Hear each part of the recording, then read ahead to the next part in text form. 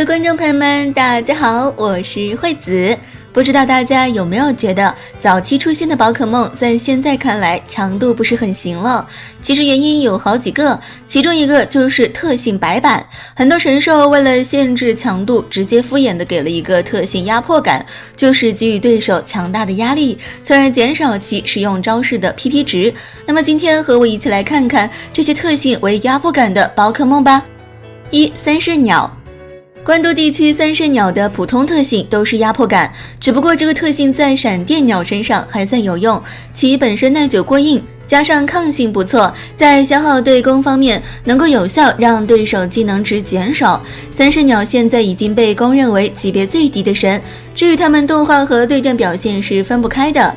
AG 篇章中，小智的老喷苦战后打赢了达拉的朋友极冻鸟。XY 篇章中，小智的火箭雀进化成烈箭鹰后击退了火焰鸟，并且同时在汪符进化成音波龙的时候也成功击退了闪电鸟。动画中尚且如此，游戏就可想而知了。2. 超梦。超梦在初代是最强的宝可梦，这点真的没有夸张。初代超能属性就很强，加上当时没有恶系，超梦借助面板成为一代强者，后来加入了特性，果不其然是压迫感。超梦是个高速输出手，这个特性没啥用。动画中超梦也是牌面满满，超梦的逆袭、神速的盖诺赛克特，还有战力的幻影宝可梦中，哪怕是个影子都要出来秀一波存在感。3. 三圣兽。三圣兽指炎帝、雷公、水君，他们仨普通特性也是压迫感。三圣兽游戏中也挺弱的，但是动画中待遇比三圣鸟好得多。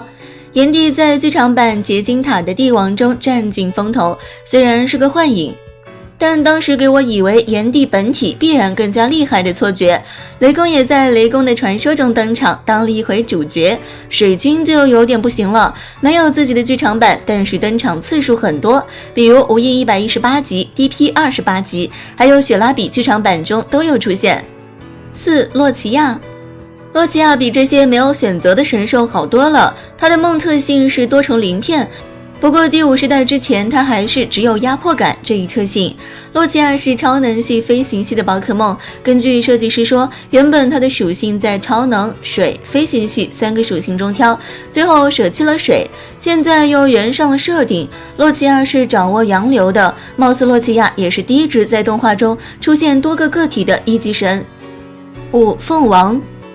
凤王复活了33圣兽，所以一般认为它是三圣兽的老大。第2世代的凤王在动画初期就出现了，属于后续补充的宝可梦。布克比也是如此，因为动画中小智遇到的凤王总是神龙不见尾的，并且凤王没有自己的剧场版，这点直到就决定是你了才有。不过这部剧场版凤王也就是走了个过场，因此被网友戏称是动画的摄影师，扛着摄像机拍小智的就是他。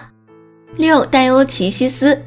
戴欧奇西斯是可捕捉的幻兽，4个形态各有所长，被云玩家吹上天的宝可梦，实际上速度不是最快，力度也不是最高。7. 蒂亚卢卡。蒂亚卢卡是神奥地区的一级神，代表时间，属性龙刚，神奥3部曲中都有它的出现，并且光环的超魔神剧场版也有登场。8. 帕路奇亚。帕路奇亚是神奥地区的一级神，代表空间，属性水龙，遇到蒂亚卢卡会打架，他们是相爱相杀的一对，有你必有我。9. 奇拉蒂娜普通形态。奇拉蒂娜是神奥地区的一级神，属性幽灵龙系，因为性格粗暴被阿尔宙斯赶去了反转空间。值得一提的是，剑盾出现了3只和神奥3神属性一样的宝可梦，但是他们有着极强的实力，在对战场上发光发热。相比之下，这3位前辈着实拉垮，因此多龙巴鲁托、三鱼龙和铝钢龙成为了他们仨的大哥。10. 球雷姆。